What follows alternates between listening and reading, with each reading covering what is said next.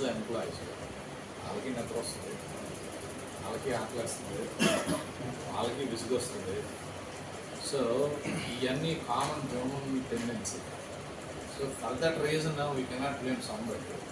So అక్కడ మీరు చెప్పేటప్పుడు వాళ్ళ రిసెప్షన్ వేరేగా ఉంటుంది, యాజ్ ఎ హ్యాపీగా నేను మాట్లాడేటప్పుడు వాళ్ళ రిసెప్షన్ డెఫినెట్గా వేరేగా ఉంటుంది. అంటే వాళ్ళకి అది తెలియకపోవచ్చు. It is most of the times మనకు ఒక పర్సన్ తెలియనప్పుడు మనం తెలియని వ్యక్తిలాగే మాట్లాడతాం, కానీ అది తెలిసిన వ్యక్తిలాగా మనం మాట్లాడతాం అవ్వదు. నేను అందరూ వచ్చి నాకు ఇచ్చే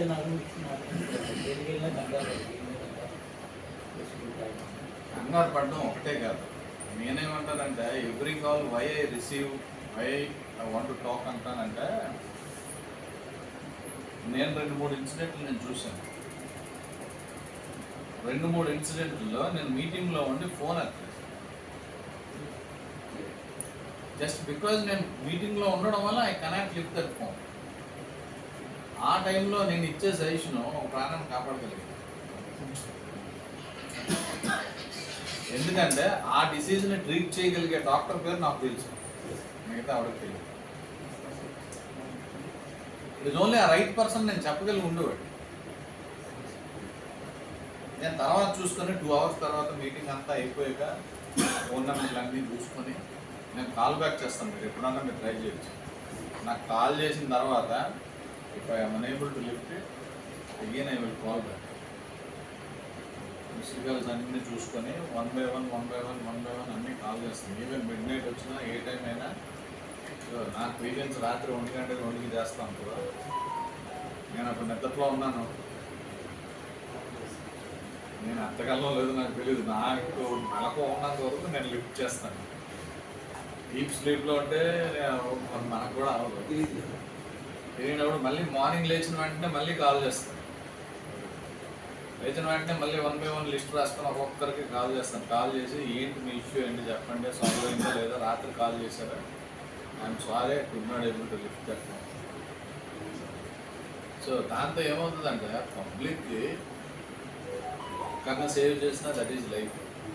it is what my motive. నేను ఒక్కడికి రెస్పాండ్ అవ్వకపోవడం వల్ల ఫ్యామిలీకి ఎంత నష్టం జరగచ్చో నాకు తెలియదు. వాస్తవం ఏం జరుగుతుందో తెలియదు ఆ ఫ్యామిలీకి. ఈరోజు ఒక కేసు వచ్చింది, యూనివర్సిటీలో ప్రాబ్లం ఉందని చెప్పిన అది పేపర్లో వేసారు, కలెక్టర్ వరకు వెళ్ళింది. నాకేమీ ఐడియా సర్జన్. సో నేను ఉదయం నుంచి 9 నుంచి సాయంత్రం 5 వరకు నేను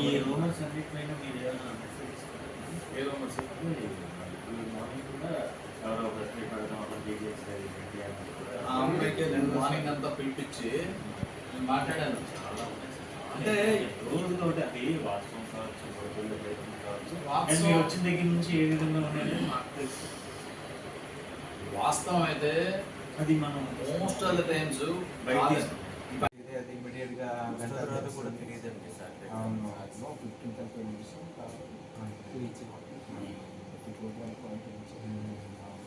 సో అలానే మళ్ళీ ఏదో ఈమెయిల్ ఉంది కదా అనేసి వీడియో పనిచేసేవాళ్ళం కాదు సార్. ఒక సాటిలైట్ ఛానల్ కానీ పేపర్స్ కానీ ఎలాంటి పర్మిషన్స్ ఉన్నాయి అన్ని పర్మిషన్ తెచ్చుకుంటే రెగ్యులేషన్ గవర్నమెంట్ కూడా పెట్టాలి. అది నేను కూడా అవన్నీ చేసుకున్నాం సార్. లాభ సర్టిఫికేట్ కానీ చేస్తే మంచిది. చాలా మంది దీంట్లో అందరూ చేయించాం. అవునవును, నేను తప్పకుండా పంపిస్తాను సార్. ఈ పాసిబిలిటీ ఉన్నాయి. ప్రింటింగ్ కావాలి, ప్లాట్ఫామ్ మా పిల్లలు కూడా కొంచెం ఫీజు ఇచ్చేయాలో రాయితీ ఇచ్చేటట్టు. అదే గవర్నమెంట్ ఇచ్చిన తీసుకోవాలి. మీరు నా దగ్గర ప్రతిసారి కూడా పంపిస్తాము తప్పకుండా. డిసిజన్ మాత్రం గవర్నమెంట్ దగ్గర ఉంటుంది. మా లెవెల్లో ఉంటే మేము తీసుకెళ్ళాం. యంగ్స్టర్స్కి మా యొక్క మేము వ్యూ ఏదైతే ఉందో అది చెప్తాము. వాళ్ళు ఫైనల్ డిసిజన్ అయితే గవర్నమెంట్ సైడ్ తీసుకోవాలి. తప్పకుండా మీ ఏదైతే ఇష్యూస్ ఉన్నాయని కూడా చెప్తాము. క్యాలెండర్ వచ్చేసి వెళ్ళిపోమంటారు. క్యాలెండర్ కాపీ ఇచ్చేయండి. మీరు బాగుండాల్సింది, ఫ్యామిలీ మెంబర్స్ బాగుంటే మీరు బాగుంటారు. సరే ఒకసారి చూడండి సార్.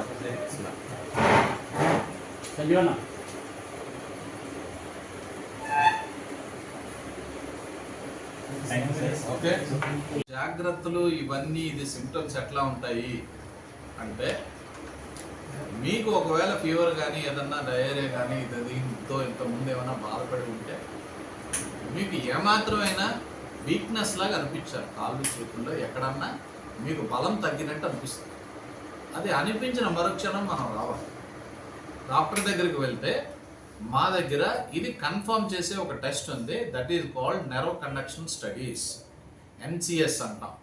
ఈ నెర్వ్ కండక్షన్ స్టడీస్ అనేవి మన కేజీహెచ్లో ఉన్నాయి, మన న్యూరాలజీలో మిషన్స్ ఉన్నాయి. హ్యాపీగా ఎవరు వచ్చినా ఈ నెర్వ్ కండక్షన్ స్టడీస్ మేము చేసి అది అవునా కాదా అని ప్రూవ్ చేయడం కూడా జరుగుతుంది. సో చాలా వరకు చాలా జబ్బుల్లో కాళ్ళు చేతులు పొట్ట తప్పడం అనేది జరుగుతుంది, చాలా జబ్బుల్లో జరుగుతుంది. అదే అన్నీ కరోనా కాదు, అవన్నీ గులియన్ బ్యారీ కాదు, మీరు దాని గురించి కంగారు పడాల్సిన అవసరం లేదు. దానికి confirmatory test nerve conduction studies అనే టెస్ట్ మన దగ్గర ఉంది, అది మనం చేస్తాం. అది అవునా కాదా అనేది ప్రూవ్ చేస్తాం, ప్రూవ్ చేసి దానికి కావాల్సిన మందులు, స్టెరాయిడ్స్, ఇమ్యునోగ్లోబులిన్స్ ఇవన్నీ మనం ఇచ్చి వాళ్ళని మనం సేవ్ చేయడానికి అయితే డెఫినెట్గా మనం ప్రయత్నిస్తాం. మనకి ఇప్పటి వరకు 7 కేసెస్ ఉన్నాయి. మనకి ఇప్పుడు మొన్నటి వరకు 5 ఉండేవి, ఇప్పుడే మధ్యాహ్నం ఒక 2 కేసులు యాడ్ అయినాయి. అవి ఇంకా టెస్ట్ చేయలేదు, అవి కూడా టెస్ట్ చేసి మనం కన్ఫర్మ్ చేసుకొని వాళ్ళకి కావాల్సిన మెడికేషన్. ఇది అపోహ ఉంది, పేషెంట్లు ఇంట్లో కాదు వాళ్ళతో కూర్చొని మీరు భోజనం చేయొచ్చు, వాళ్ళతో పాటు మీరు ఉండొచ్చు, వాళ్ళు తాగిన నీళ్ళు కూడా మీరు తాగొచ్చు. సో వాళ్ళు ఏం చేసినా, వాళ్ళతో మీరు ఏం బ్రతికినా వాళ్ళ వల్ల మీకు ఏ విధమైన నష్టం లేదు. ఇది అంటు వ్యాధి కాదు, ఇది చాలా ముఖ్యమైన విషయం. అందరూ ఇది గులియన్ బ్యారీ అంటే ఏదో కరోనా వైరస్ అనుకుంటున్నారు, ఇది అసలు వైరస్ కాదు. మన బాడీలో ఉండే కణాలే మన నాడీ వ్యవస్థ మీద పనిచేసి అవి దెబ్బతినేటట్టు చేస్తుంది, అంతేగాని బయట నుంచి వైరస్ వచ్చి మనల్ని ఏమీ చేయదు. సో ఆహారం మంచిది తీసుకోవాలి, మంచి వాటర్ తాగాలి, ఎందుకంటే అవి కలుషితం అయితే డెఫినెట్గా మీకు జలుబు దగ్గు వస్తుంది, మీకు డయేరియాలు ఇవన్నీ వస్తాయి. మీకు స్ప్రెడ్ అయ్యేది క్లీన్లీనెస్ లేకపోవడం వల్ల ఇది మ్యాక్సిమం స్ప్రెడ్ అవుతుంది. మీరు మంచి ఆహారాన్ని, మంచి వాటర్ని, టైంకి మంచిగా ఉండడం ఇవన్నీ చాలా అవసరం. అవి రొటీన్గా మనం చేసేవే, ఎవరు చేయింది కాదు ఇది. అది మంచిగా మనం జరిగేటట్టు మనం చూసుకుంటే దీన్ని హ్యాపీగా ప్రివెంట్ చేయొచ్చు. ఇప్పుడు చికెన్ గురించి చాలా రూమర్లు వస్తున్నాయంటే, మనకి బర్డ్ ఫ్లూ అనేది ఇంతవరకు ఒక కేసు కూడా మనకు రాలేదు. అది చికెన్ తినొచ్చా తినకూడదా అని చాలా మంది డౌట్లు ఎక్స్ప్రెస్ చేసి నా దగ్గరికి వచ్చి చాలా మంది అడుగుతున్నారు. సార్ మనకి ఇది హ్యాపీగా తినొచ్చు, ఇందులో ఏమీ ఒక కేసు కూడా రికార్డ్ అవ్వలేదు, దాని గురించి మీరు ఏమీ తినకుండా వండాల్సిన అవసరం లేదు. సో మనకి ప్రాబ్లం ఉంది, డౌట్ అనిపిస్తుంది, మనం ఆ వండే పదార్థం పర్ఫెక్ట్గా వండాలి, ఇది చాలా ఇంపార్టెంట్. పర్ఫెక్ట్గా అది మంచిగా ఉడికేటట్టు అన్ని పర్ఫెక్ట్గా ఉండేటట్టు మీరు చూసుకొని చేస్తే చాలా వరకు ఈ ప్రాబ్లం ఏవి మీకు రావు. దీనివల్ల మీకు ఏ విధమైన ఇబ్బంది ఉండదు. ఇవే మెయిన్ ప్రికాషన్స్. అందరికీ నమస్కారం. ఈరోజు రాష్ట్రం అంతా అల్లకల్లోలంగా ఉండే ఒక వ్యాధి గురించి చాలామందికి అపోహలు ఉన్నాయి. అది గులియన్ బ్యారీ సిండ్రోమ్ అని ఇప్పుడు మనకి అన్ని ఛానల్స్లోనూ ఇది రావడం అనేది జరుగుతుంది. చాలామందికి తెలియని విషయం ఏంటంటే, ఇది ఒకరి నుంచి ఒకరికి సోకి ఇంకొకరికి వస్తుందేమో, కరోనా వైరస్ ఎలాగైతే వ్యాప్తి చెందుతుంది ఇది అలా వ్యాప్తి చెందుతుందేమో అని భయభ్రాంతులతో ఉన్నారు. నిజానికి ఇది అంటువ్యాధి కాదు. ఇది ఉన్న వాళ్ళకి ఏ విధమైన ప్రాబ్లము లేదు.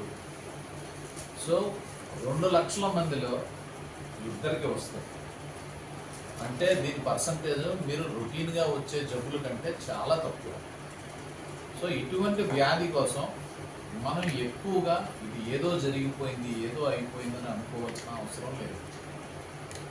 ఆన్ యావరేజ్ కింగ్ జార్జ్ హాస్పిటల్లో మనకి ఇప్పుడు కేసులు ఉంటాయి. ఇది ఇప్పుడు నుంచే కాదు, నేను ఇక్కడ MBBS చదివిన దగ్గర నుంచి ఇదే కాలేజ్లో నేను ఎంబీబీఎస్ చదివాను.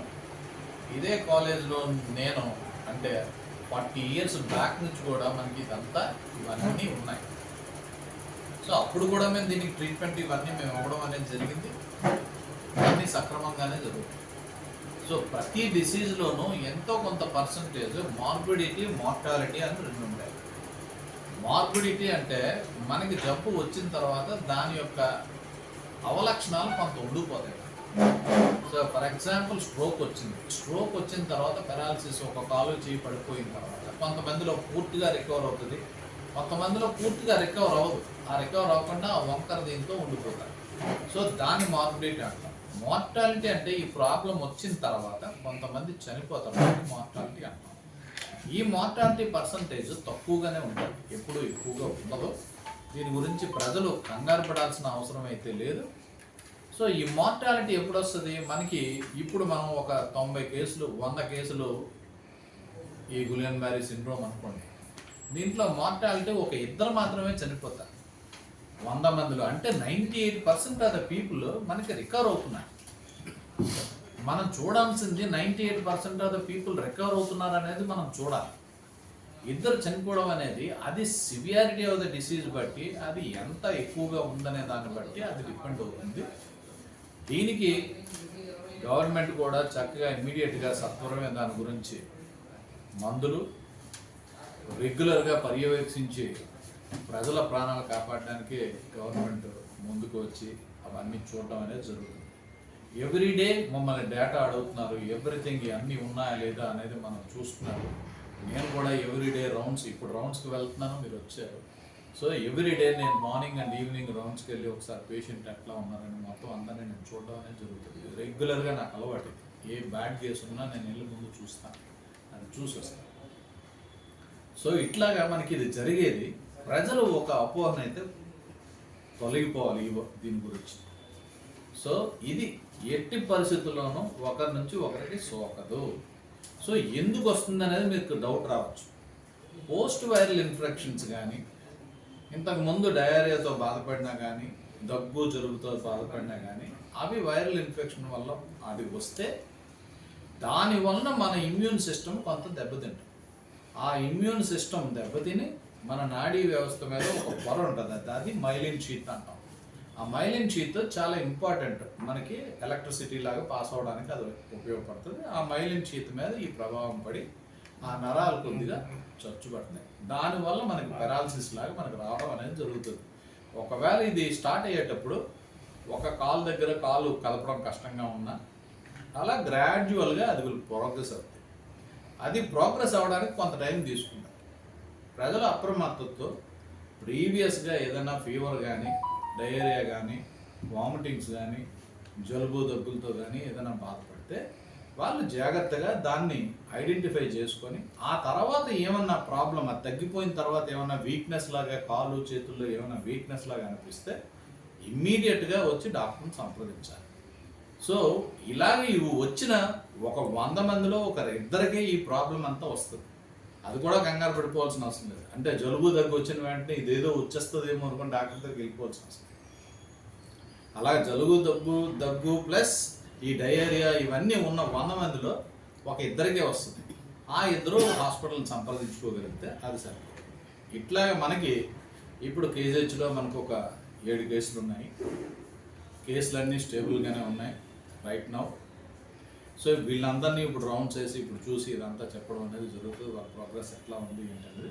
మనకి మందులు కూడా ఉన్నాయి, మందులు లేని కొరత అయితే ఏం లేదు. మందులు శుభ్రంగా మన దగ్గర ఉన్నాయి. మన దగ్గర ఉన్నవే ఇంకా వేరే హాస్పిటల్ కూడా ఇప్పుడు మనం పంపించాం. సో మందులు రిజర్వ్గానే నేను ఉంచుకోవడం అనేది జరిగింది. సో దీని గురించి ప్రజల్లో ముఖ్యంగా అందరికీ ఈ అపోహ తొలగిపోవాలి. ఏదన్నా ప్రాబ్లం ఉంటే డైరెక్ట్గా డాక్టర్ గారిని కన్సల్ట్ చేయండి, ఎర్లీగా కన్సల్ట్ చేయండి. ఎర్లీగా కన్సల్ట్ చేస్తే ఇది పూర్తిగా నయమవుతుంది, కంగారు లేదు. రేరుగా 100 మందిలో ఇద్దరికి మాత్రమే ఇబ్బంది ఉంటుంది. ఆ ఇబ్బందికి ఒక్కొక్కసారి ప్రాణహాని కూడా ఉండొచ్చు. ఇది జబ్బు తాలూకా లక్షణం అంతే. అది ఫాస్ట్గా స్ప్రెడ్ అయ్యేటప్పుడు మాత్రం ఎక్కువగా ప్రాణహాని కలిగే అవకాశం ఉంటుంది. So most of the times 98% ఇది ఫాస్ట్గా స్ప్రెడ్ అవుతుంది, స్లోగానే స్ప్రెడ్ అవుతుంది. ఈ స్ప్రెడ్ అయ్యేటప్పుడు కంపల్సరీ మనకు వెంటిలేటర్స్ ఉండాలి. ఎందుకంటే రెస్పిరేటరీ పెరాలసిస్ వస్తుంది. ఈ రెస్పిరేటరీ పెరాలసిస్ వచ్చేటప్పుడు మనకు వెంటిలేటర్లు అవసరం ఉంటుంది.